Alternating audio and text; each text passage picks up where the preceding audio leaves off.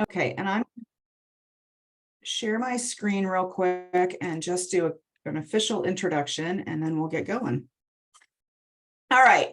Hi, everybody. Again, welcome to the Morpho Institute's Amazon Conservation Through Education webinar series. This is our April installment, and it's a really special opportunity to have a chance to meet with Dr. Rusty Lowe from Globe Observer.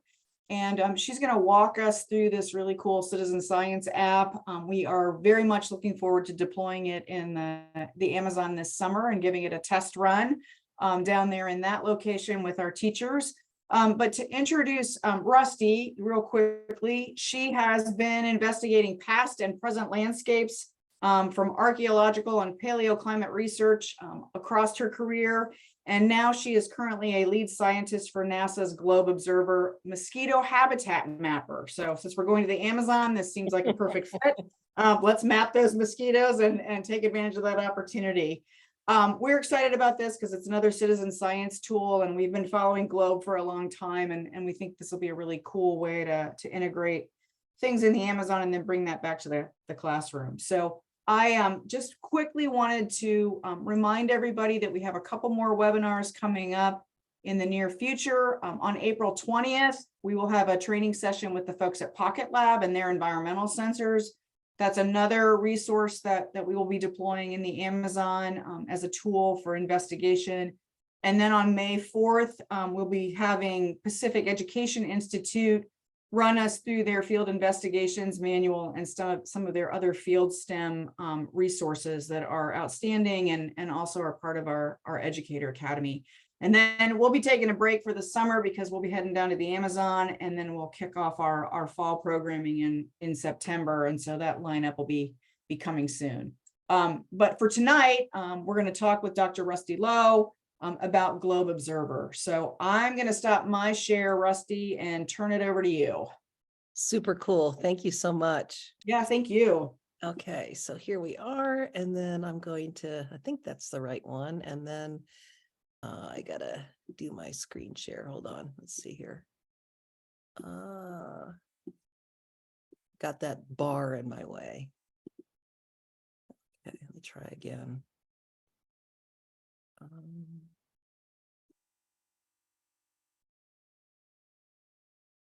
believe that's right. There you go. Okay, good. Okay, it's a little late on my end, so you got to give me a little bit of leeway here because I'm running on sort of a couple cylinders here. But I am just so delighted to meet with you guys today and talk a little bit about Globe Observer and the tool that we have built and how we have used it. And I'm hoping that you will find it as useful as we have found it to be in your own situations. And without further ado, what I have planned out is just a little bit of an outline of what we're going to be doing. And here we go. There. So this is me and my colleague that I was working with this summer, Eric, and we were working together in the Amazon last summer. Then from there, we continue to work. So here's the outline that I have today, and I hope this will work out. I don't think it's going to take 45 minutes, but we'll see. Basically, just why citizen science is important, tell you a little bit about the Globe Observer program, give you an example how we used it last fall, and then give you a tour of the features. And then also just really quickly highlight some of the resources that we have that you could use either in your own programming, or you could also link to for your teachers once they come back to their classrooms and they want to continue education about the environment. They can use these resources as well. So, okay, without further ado, and I would love it, please, if you would like to unmute and ask questions at any point in time. It's always a little bit more interesting than just hearing someone blah, blah, blah, and after a long day. So please go ahead and ask questions as we go. Okay. Yeah, and Rusty, I'll monitor the chat for you too. So if questions. Oh, that'd be, yeah, yep, that is sweet. Thank you. Sure. But please don't hesitate just to speak when there's a space. I'd be happy about that too. So anyway, why we're doing citizen science, we care about the students. And, I think that my my interest in working with students has gotten a lot more sophisticated over the years. And one thing that I've really been interested in addressing, and I know Anita has been a big part of this growth for me, is my interest in data. And particularly, getting students able to collect their own data, to upload their own data, to analyze their own data, and then to create their own understanding of what's happening in the world around them.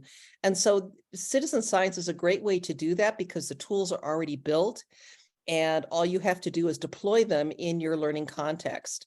One of the things that's really been a big change, and I don't have to tell anybody this, but just, mobile devices have really lowered the barrier for participation of the public in citizen science. And when I was in Peru in 2017, we actually tested this tool in Peru in communities. And we found that just about every teacher that we met had a phone that could be used in the classroom using for citizen science. But what we found is that some of the phones were older and didn't work. And so we actually back designed to include these older phones so that the app was available to a broader audience. So we just think this is a great way to engage kids in learning about science and doing science where they are. So that's kind of where we're coming from here. Okay. So one of the things that I really, after all these years working in science and in education, is that just realizing what this tool can actually do. It really is a way that we can revolutionize how we go about communicating about science. And one of the things that I think is exciting about it is it helps with public science literacy by giving people a tool. It builds their capital. Students and communities that are living in low resource regions, they can actually address environmental justice issues using these tools. And so importantly, it's a tool that can be used with just about any population. And to make that happen, our app is available in 14 languages now. And so language is not a barrier in many countries. So that's just more of this work. But the thing that I highlighted here that I think is really important is, computer technologies and computer literacy is really, really important. And it's getting more important every year. And I really think that when you're dealing with doing something on the ground in the field, having them collect data, and then turning that data into numbers, and then looking at those numbers, it really is a great gateway for computer literacies for our kids, because these numbers and these things they see in spreadsheets have meaning because they've been there and they've done that. And so we've had a really positive experience with that. So, but there's also the other side too, which is where I'm supposed to be coming from. And it's why scientists care about citizen science. And it's because we have this urgent need. That I'm been involved in global change research for a long time, I'm a climate change scientist. And what we can't rely on the 0.001% of the there are 3 zeros there, percent of the population that have scientific training. The problem is much, much bigger than that. And so we need the public to be involved in science and provide us with the 5 V's: velocity, volume, variety, value, and veracity of data that we need, so that we can monitor what's happening here, see the changes, and then develop strategies to ensure that we have a sustainable planet. And so that's what really this is all about. Okay, so Krista was mentioning that you have some experience with the GLOBE, knowing about GLOBE and the GLOBE program. I don't have to go into this very much. I got involved with it in year 2000, so I've been with it for quite a long time. It started in 1995. It's now found in 127 countries. We have students around the world collecting data and doing analyses, and there's over 200 million measurements reported in the database, and about 2 million every month. So it's a big deal. It is truly international, and it is run by a group of teachers and also a group of scientists, which is international, and they meet monthly to decide where we're going and how we're going to get there. So, Rusty, if I can just interject something really quickly, one of the things that we're most excited about having this collaboration with you and getting to know this new form of Globe is that we feel like down the line, this is going to be a way that we're going to be able to connect more fully with Peruvian teachers and students. Mhm. Because there is an active Globe program, Globe Peru. This is being done with a lot of schools in Lima. There's a handful of schools in and around Iquitos. Right. It's our launch pad. So Mhm. piloting this next summer and seeing what this looks like. And we'll be working with one of our nonprofits down there too that works with a lot of schools. Oh, And fantastic. yeah, Yeah. I think the teachers this summer will really help us figure out what this might look like in future programs. So Mhm. super excited to finally be pulling this officially into the mix for our program. Yeah, and I'm excited too. I know, the guy who's the Globe coordinator for Peru, Martin Cardenas Silva, is a good friend of mine, and I worked with him for about 6 weeks when we were actually testing the app, and we tested the app actually in Iquitos, as well as in Peru and some other Madre de Dios and some other places. So yeah, it's definitely I think it's definitely accessible, and there is support through the Globe program to assist you in your efforts if you want to, get people more involved in the work that you're doing. So thank you for that. That's great. So anyway, the Globe program, like I said, it's been around for more than 25 years. It's the thing that makes it very special is that it is a program that has a real scientific um, goal of documenting change on the earth. The protocols are all scientifically they're designed by scientists to collect the data that they need to do research. And so those protocols are still in action, but we've also created some new protocols, and that's what I'm going to talk about today. There's more than 40 protocols with the Globe program, looking from everything from hydrology to land cover. Soils are some of my favorite ones, phenology, and there's also atmospheric protocols as well. So, but what we did was, around 2016, we realized that mobile devices were really taking over and becoming much more available. And in doing so, it also provides us with an opportunity to make Globe serve more people.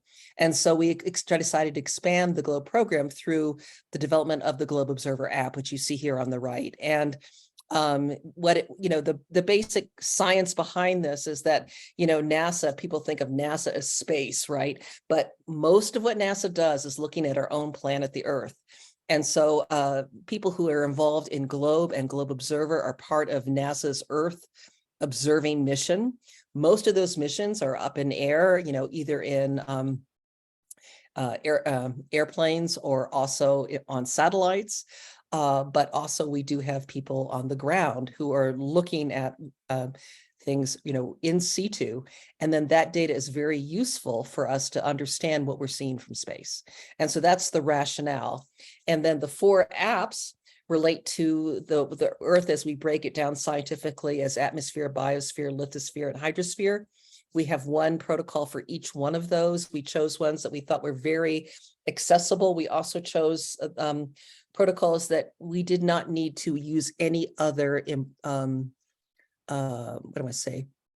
that people didn't need to use anything besides the phone, because we know that getting equipment is a limitation, and that really has been a limitation for a lot of the Globe protocols. And it's also why Clouds is the most popular of all time, because Clouds you do not need any equipment to do. So, okay, so that's our app there. And I'm just going to go through the 4 tools really quickly, and maybe you can, in your mind, you can think about how you might use them in a classroom, how you might be able to use it as part of the Morpho programming, and what kind of questions might be answered by these tools.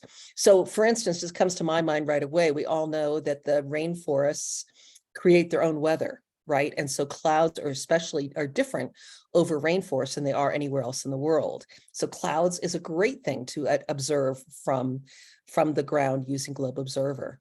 And the steps are simple. You basically go through and you describe the clouds that you see. You talk about what kind of sky color you have, what kind of visibility you have, and then you take photos, north, south, east, and west. And these photos then provide data that can be verified by scientists. And for instance, you may know that if you're looking at something from space, right, and we're actually not taking pictures from satellites, we're getting spectral data, right? So something that shows up as being reflective, we need to know, is that a cloud? Is that an iceberg? Is that water with the sun shining on it? And so these data that are provided by citizen scientists support fine-tuning those observations so that they are more and more accurate. And we do provide satellite matches to people who are interested, and they give us cloud data. They can apply and get a satellite match back to match their observation, which is one of the most popular parts of our program. Okay, this is the one that I'm most involved in, and that's the mosquito habitat mapper. So I'm the science lead for this tool. The idea behind this was just we wanted to be able to put a tool in the hands of people who are feeling the impacts of vector-borne disease.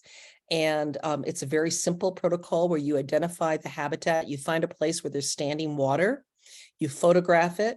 We get the latitude, the longitude, the spatial data, the time and the date. And then if you find the water, then at any point you can step out, but we ask you, what kind of water do you have? Where is that water found? And then you're asked, do you see larvae? And if you see larvae, you're asked if you want to count them. If you count them, then you ask do you want to photograph them? And then we have a little clip-on microscope thing. It's about $5. You can get them from Amazon, and it works to give you about between 35 and 50% power. It makes the picture of the mosquito larvae clear enough that you can actually do a species verification on that. And then the last step in the app, and this was a hard thing to get NASA to do because they don't like to collect behavior data, but we asked people, if you've had standing water and your standing water is like in a tire or it's, in a jug, did you cover the water? Did you pour it out? Did you somehow eliminate that habitat and make your community more safe? And they can say yes or no. So that's the second tool. The third tool is the trees tool. The trees tool is the second most popular after clouds because, trees are our charismatic megaflora, right? So everybody loves trees, but in their little app, we have a clinometer that is built in.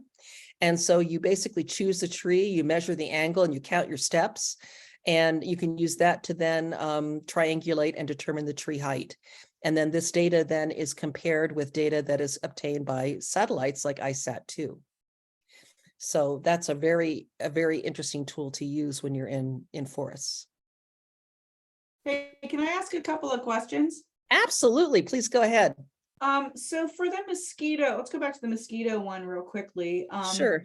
Well, actually, yeah. So first off, I'll get the link for that phone microscope attachment because that sounds fabulous. Mm-hmm. I need to have some of those, so I'll get that and share. But I'm wondering, Rusty, when you were in the Amazon, did you do any collection of water and bromeliads for any of this? Yes, we did. Okay. Yes, and there are specific mosquitoes that really love bromeliads and plants that are able to pool water. Okay. And in fact, what was really interesting is some of the students that we were working with actually found in a bromeliad, they found a cannibal mosquito. It's called Toxioronchites. Okay. And the mother Toxioronchites are just amazing. They actually can shoot their eggs, 1 or 2 eggs at a time into one of these kinds of environments. And then they eat all the other larvae, which are potentially the bad mosquitoes and mosquitoes that can carry vector-borne disease. So yeah, that's definitely, I know it's really interesting. Well, we actually, believe it or not, have a collection of turkey basters in our supply kit in the Amazon. So, who would, we call those macro pipettes because it sounds more scientific. Yeah. We can sample all the bromeliads you want while we're down there. And on the mosquito app, are there reference photos that we can use to ID mosquitoes, or should we go down there with a mosquito ID chart? Great question, and I'm going to address that a little bit later. But yes, okay. There's actually a built-in key that'll identify 3 medically important taxa. Okay, perfect. Yeah, but I'll get more into that in a little bit. But this is just kind of an overview to show you what the steps are. But these are great questions. Great. Yeah. All right, perfect. Thank You. Yeah, good. So we're back to trees, and then it has this built-in clinometer. And then after that, we have the land cover tool. And actually, of all the tools, the land cover tool is actually my favorite, because if it weren't for land cover, we wouldn't have mosquitoes there. We don't really, whenever people take a mosquito measurement, we ask them to also do a land cover measurement as well, because where the context, the ecological or environmental context where we find mosquitoes is really critical. And if you look at the literature, and I was pretty amazed when I started working on this project in 2015, there is not good data, good global scale data showing where where different mosquitoes are found and what kind of land cover. And so we are trying to slowly build up that database. So that's something that someone over 50 can do, because, I don't need to get a publication out of it. Young scientists can't do that, but we're building up that database. And I would imagine, like, in about 10 years, people will be able to do great things with this big data. But regardless, the land cover tool is also another tool where you take pictures. And, I wanted to show you also here that there are tutorials that are built into the tool. And so that provides, some scientific background on what you're doing. And then the steps in each of the app is the protocol. So you're going through and doing science the way a scientist has designed the project to do. And so, but basically the principal data that you're collecting here are photos up, down, north, south, east, and west. And then these data help us understand, is it a homogeneous or a heterogeneous landscape? Is there water there? Should we look for mosquitoes here? The down photo, is it muddy? The up photo, are there clouds? So there's a lot of information that's associated with the land cover tools. And what do we do with this data? So, for instance, the data that we collect can really help us understand what's happening on a landscape. So, for instance, here's a landscape that was decimated by a burn earlier this past decade. And in 2019, you see what you have left standing are all these trees.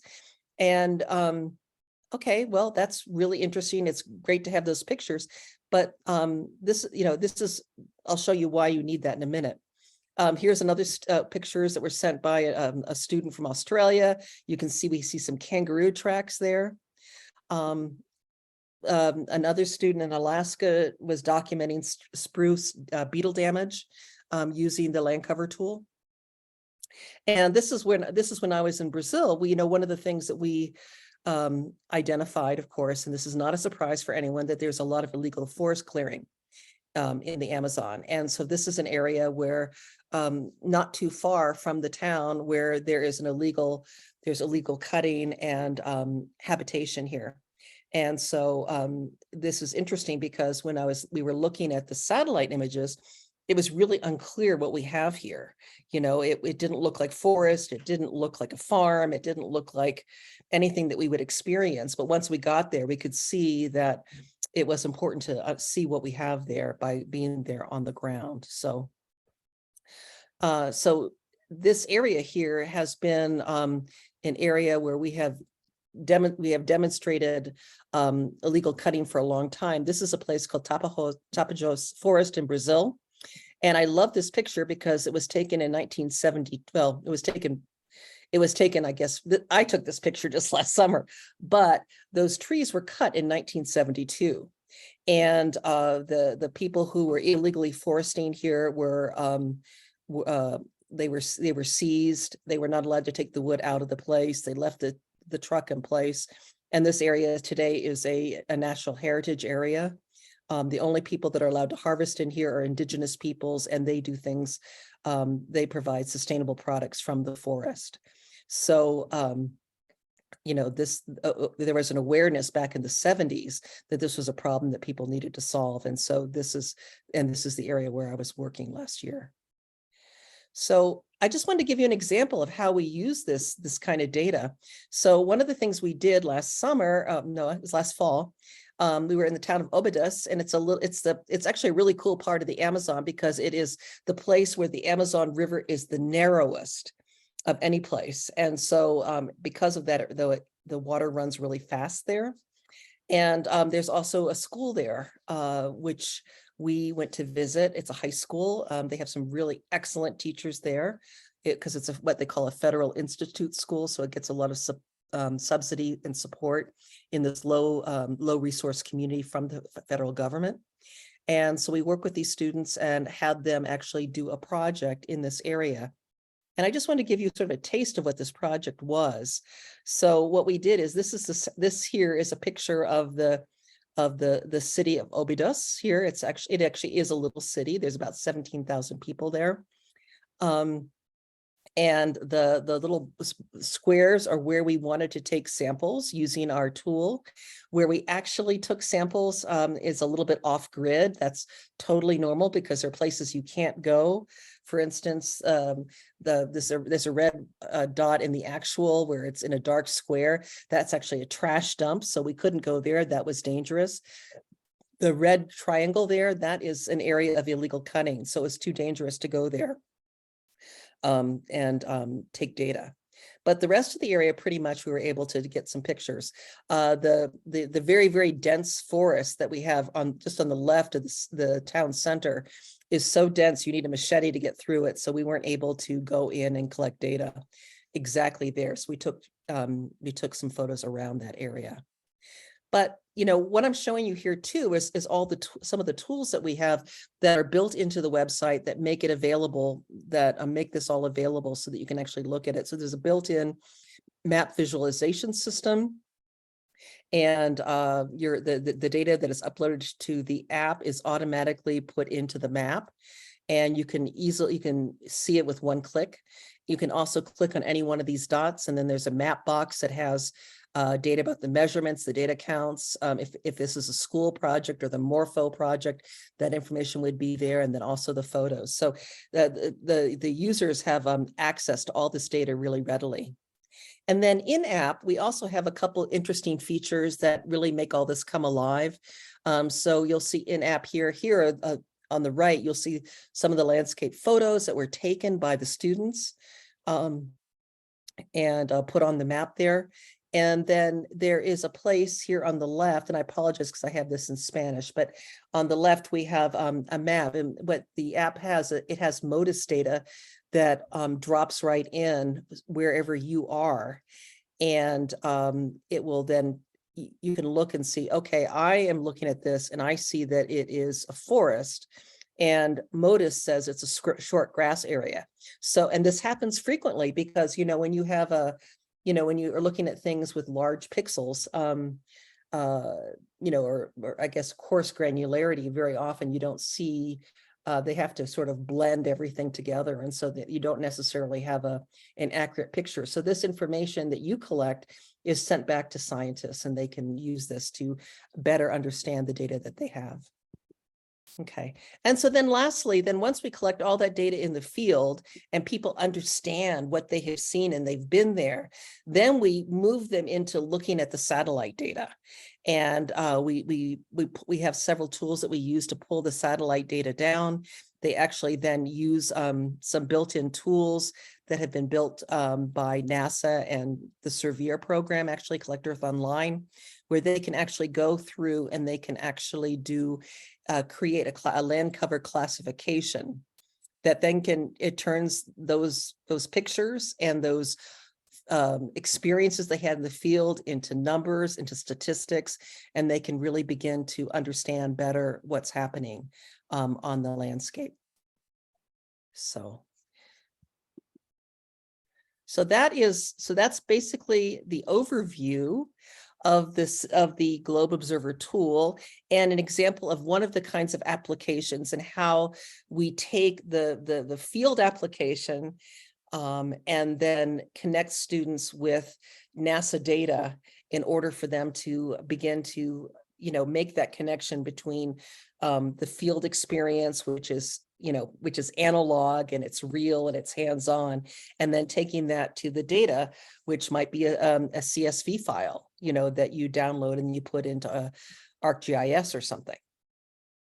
So this is a good place maybe to stop and see if people have any questions. I have a little bit more I wanted to cover, but I'd love to hear from any of you first. Yeah, jump in there.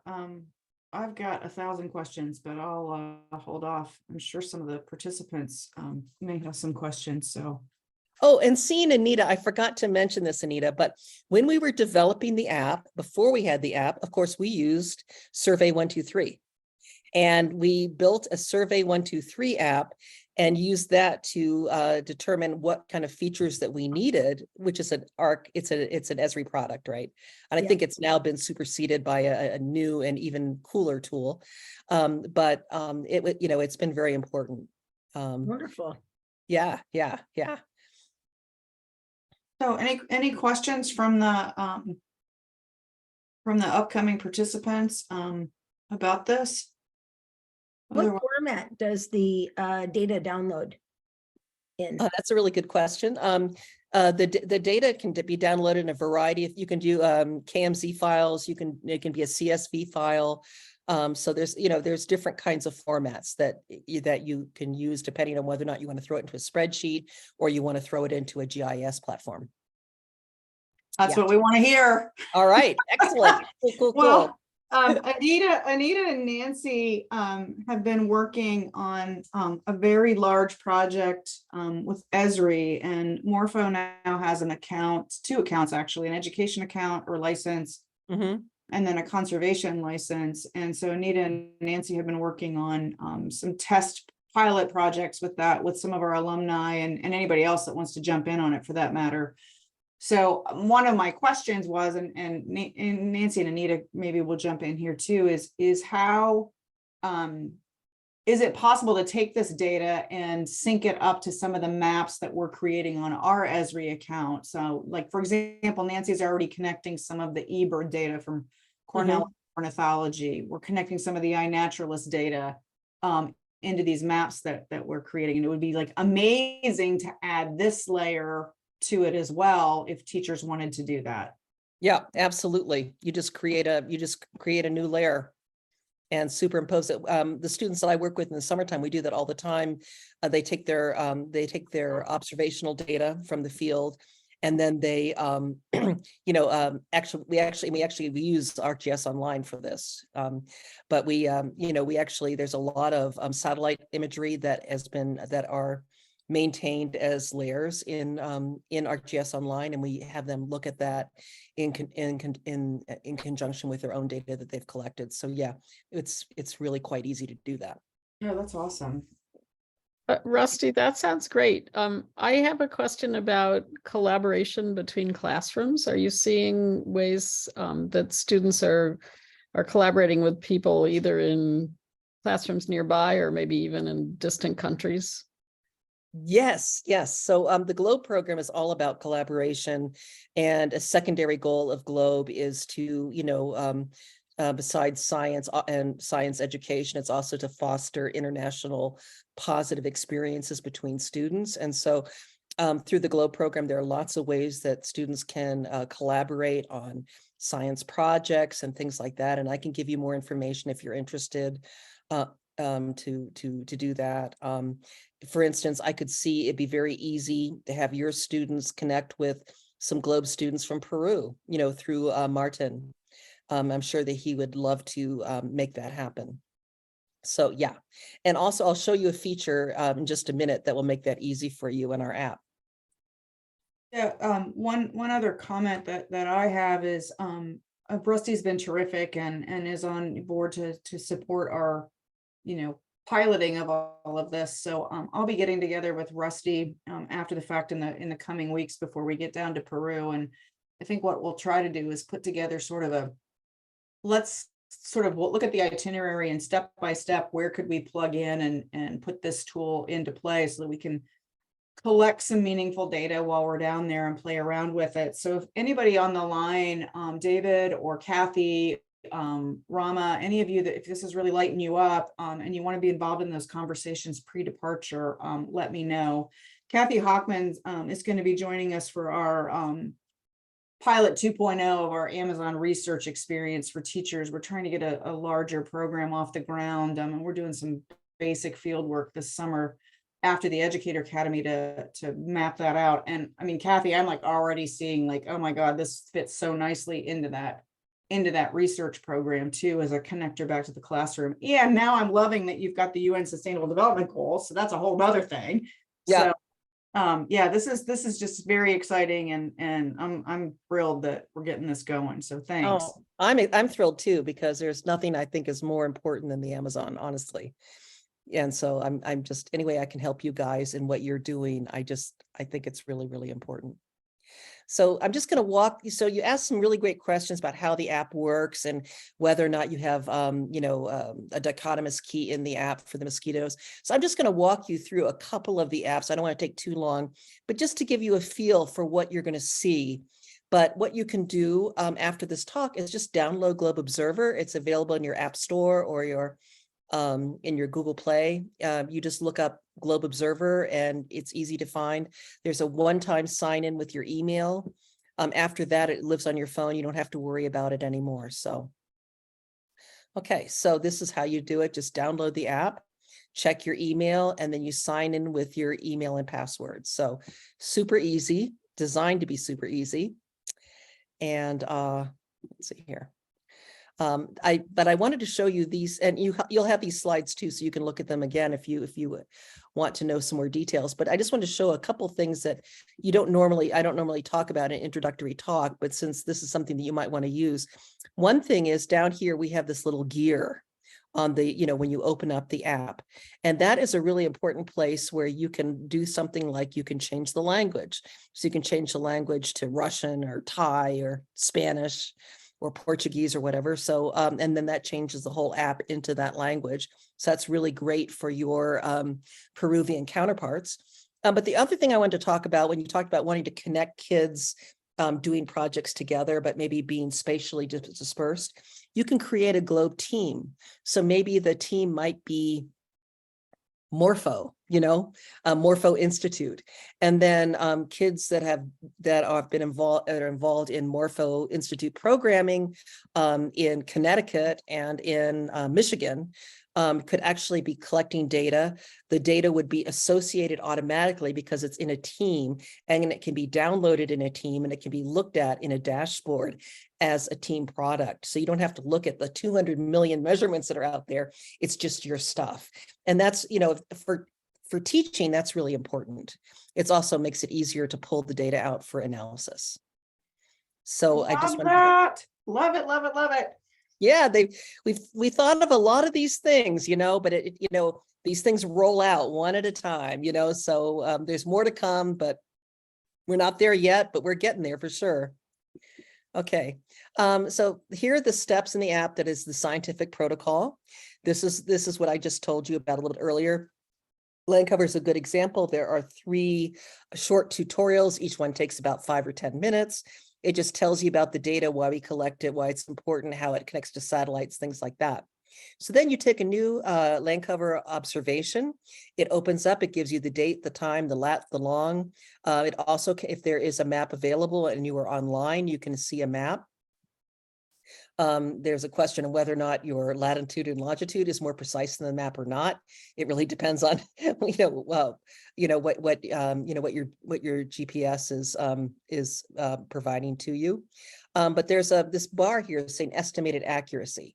And that is really important because if you open up the tool and you just start using it right away, before the service that you're using has a fix on the satellites, you might be hundreds of miles away, and so you can look at our data set, and sometimes there are dots in the middle of the ocean, and that's because someone opened up the app, didn't wait for a satellite fix from their service. And so what we ask people to do is to just press that reset button 3 or 4 times until you get a reasonable accuracy. So where I live, it's about 3 meters. If you're in the Amazonian rainforest, I was getting about 12 meters to 8 to 12 meters was pretty accurate for us there. And that's can I ask you a question about that? Yeah. And this is me not really understanding all these things going back and forth from outer space. So we're in the middle of the Amazon, we're under pretty significant forest cover. So if we, for example, we're along the river's edge and we get a pretty good accuracy for whatever data it is that we're going to collect, can we can we take that into the interior of that forest, 50 meters, 100 meters? And will we, or do we need to keep resetting it every time we're trying to take new data? Does that make sense? Yeah, that's a really good question. And I think that you'll have to answer that question when you're there. Okay, It's going to be more accurate. When you have a canopy cover, it may not preclude getting a good fix. Because I was able to, underneath the canopy, I was able to get, 8 or 12 meters. So that was really pretty good. It's probably more accurate than actually taking something and then going 100 meters in. So, you can, I think that's a really good question, but I think that, we say if you can get 12 or even 16 meter accuracy, that's really going to be enough for the kind of research that this is used for. The problem is when people have like 3,600 meters, something like that, Yeah.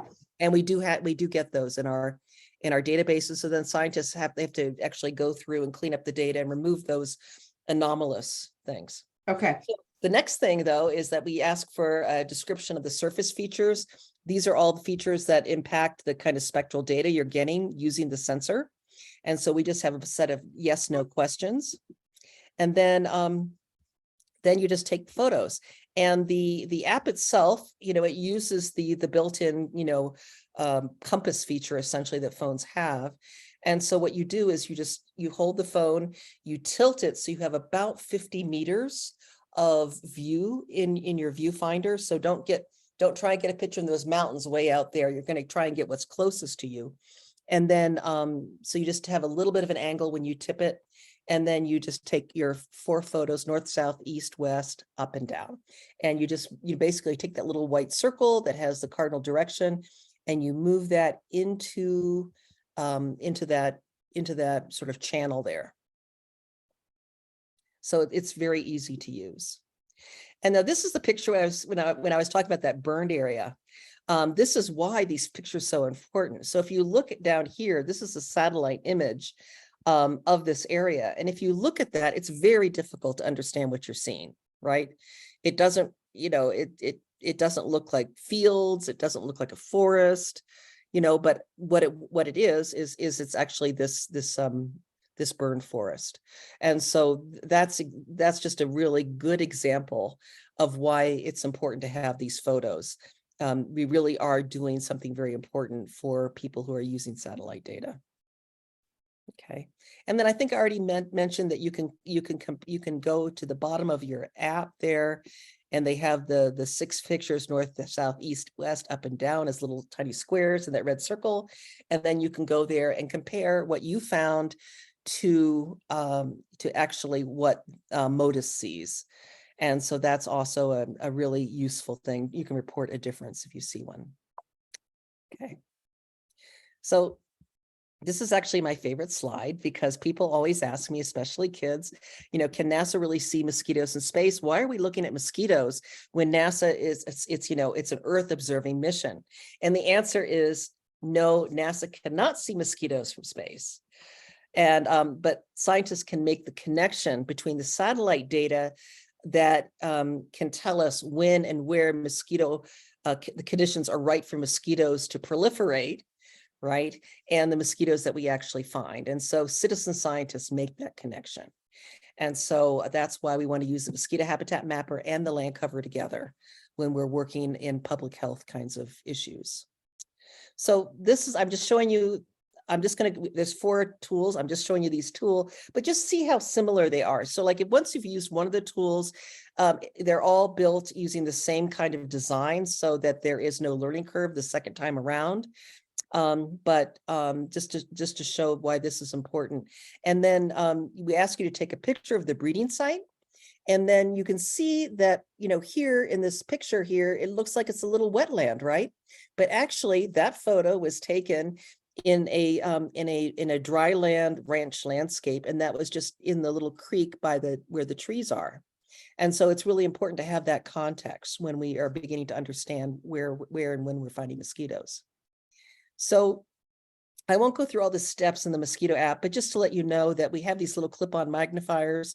You put that over the lens on your phone, and then it turns it's like basically it's a macro lens. And so you photograph the larva, you photograph in app. And then when you do the identification, what happens is your photo will appear at the top of this dichotomous key. And then you can compare your photo to these things. And the first one is, do you even have a larvae? And see those little white dots there that they have? So we have this diagram, but then there are also several photographs that you can use to look at these as well. So we have lots of research materials that you can use in recognizing your mosquito taxon. And then once you say, yep, I think it's definitely a mosquito taxa, there's no legs, I don't see any legs, or just hairs. The head has a really nice neck. It has all these features that we're looking for. And they say, okay, well, now we're gonna look to the posterior end and see what kind of siphon they have, because that's the biggest place where we see a lot of variability in our species. So that long, thin siphon is mosquitoes like Culex. The short, blunt siphon are mosquitoes like Aedes, and the one with no siphon are all Anopheles. And so you can, through this app, you can identify these 3 genera that are all, they are the 3 most medically important genera when it comes to vector-borne disease. What we're doing now, and this is through an NSF project that we have, the photos that you are taking are being sent to an AI for validation. And this is really, really exciting because we've had some really incredible outcomes from this. And we still have not yet built the pipeline that's sending the AI validation back to the citizen scientists. But this is a grant proposal that we are going to be working on this fall. So gives you a little bit more of an idea.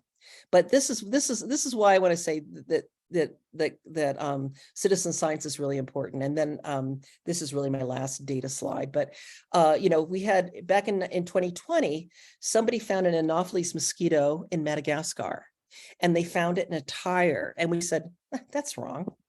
We know that Anopheles mosquitoes, the malaria mosquitoes, they are floodwater mosquitoes. They like to be found in puddles. They like to be in irrigation ditches. They are primarily found in rural areas. And so I found this and I sent it to the guy who's the team that's doing the mosquito AI that I'm working with. And they ran it through their AI, and we found this thing called Anopheles stevensi, which is it's a game changer mosquito because it is a mosquito that bites during the day, not the night, which means that all these bed nets that have been so successful in eradication of malaria in different areas are not going to work. They also are found in urban areas because they are container breeding species. They live in tires and things like that. So this is something that citizen scientists are really making a big contribution in the fight against malaria right now through our app, which I think is really exciting. Okay, last 2 or 3 slides. I showed you already some of the data tools that we have that you can use. We have an API out, so you can import your data any way you want. It comes in a variety of formats. We have tutorials, and we have curated data sets and publication data sets that you can also access. And the other thing I wanted to tell you about, whoops, get back in there, okay, is we have another data access portal. If you're interested, I can talk more about that later, but this is a portal where we are running quality control on some of the data that we have. So we have some Python codes that we run things through, and we are creating curated data sets that way. And then this is the part that I thought you might be most interested in, which is we have lots of excellent resources that can be used for teaching about Globe Observer in the classroom. You probably don't have time to do any of this when you're in the field. I would recommend looking at trees instead. But when you get back, we have these wonderful tools that can be utilized by teachers to teach about things. So we have this thing called the Mosquito Larva Hunter's Guide. It's like 100 pages long. It's got 16 lessons in it. And, we actually, and we made it kind of fun. So you do level 1 training and level 2 training. And once you do it, you can get a badge for the work that you do. Another thing, we also have a lot of other kinds of resources designed specifically for informal science audiences as well as teachers. So those things on the top, those are those cootie catchers, you know, where you bend them and then the students can use these to learn about different topics like West Nile virus or mosquito biology or health, or, you know, just different kinds of topics. And we also have an empty one so that you could do a lesson and then they can make their own and have questions that they ask each other. There's a bingo game, mosquito traps that you can build. There is a Zika zine in, I think, 14 languages. That is basically a zine to teach about mosquitoes and mosquito-borne diseases. We've got some teacher manuals there. So, you know, we've got a lot of different kinds of resources that can be used in the classroom to support the work that's being done by students as citizen scientists. So this is really what we've been talking about. These different tools that we have, the team function, the ability to look at data just from your own area. We're working now on building these badges into the app right now. You can download them as digital files. And so how can citizen science help you? You can get high resolution, real-time information about the Earth system as is needed by scientists. It's an easy to use mobile app, and everything is free for your use. It's paid for by the US government, so nothing's ever really free, but we make these freely available to anyone who needs them. So that's really it. So, okay, that's it. That's fantastic. Gosh, so much good stuff to. Okay, so number one, everybody, let's start using this app and goofing around with it and figuring out how to use it so we don't go in cold into the Amazon.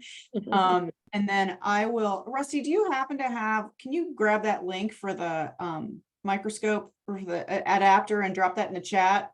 I can actually. I'll just tell you I'll do it right this second. Okay. So what I do is I go to Amazon, but I cannot actually tell you to go to any special store. Yeah. But then I go 60x clip-on phone microscope. And then I get, okay, here it is. So Sorry. here we go. I'm going to put this in the chat and just go down there and you'll see a whole bunch of the ones. The one that I am buying right now, it's actually gone up in price. Wow, it's $8.60, but you can buy them in bulk cheaper. Okay. So this is Thanks. yeah, that's a place where I get them. Okay, perfect. Thank you. Yep. If you have more money, and you know, because these are, you know, just little tiny things, you can get actually for like if it's now like $8, for $22, you can get a absolutely fantastic 1000 power scope that you can use. That wasn't available when we started this project up. Okay, this is And fantastic. you can also find that at the same link. Okay. Yeah. Anybody else have questions or thoughts or inquiries for Rusty while we've got her? Very excited.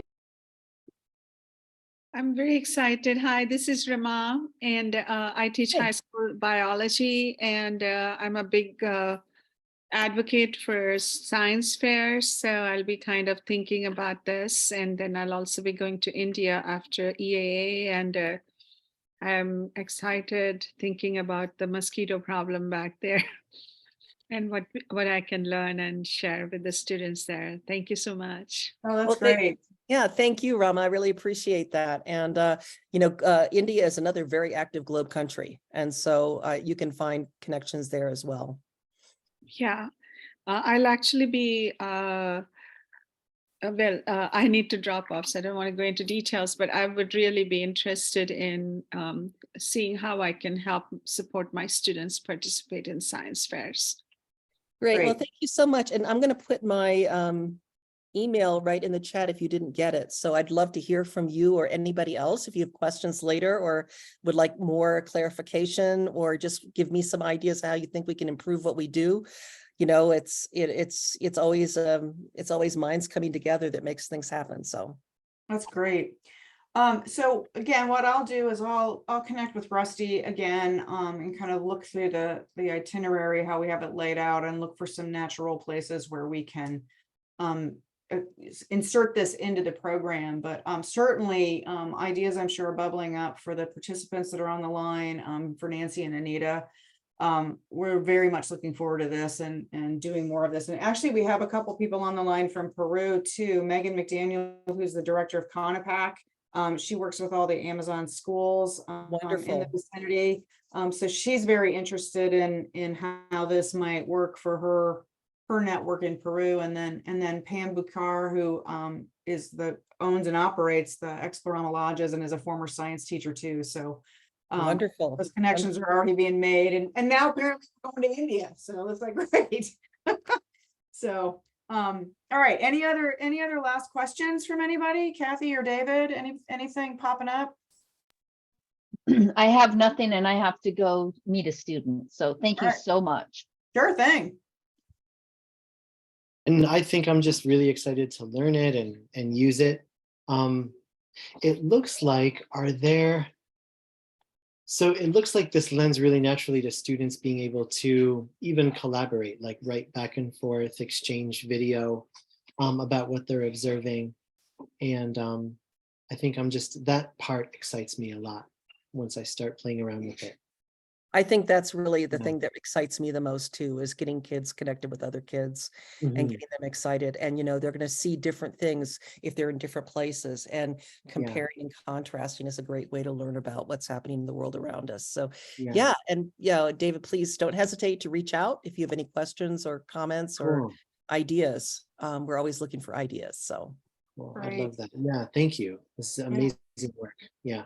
Yep. All right. Well, thank you, Rusty. Thanks everybody for tuning in, and more to come on all of this. So we're just going to keep working. We're going to be so ready for the Amazon by the time it gets here.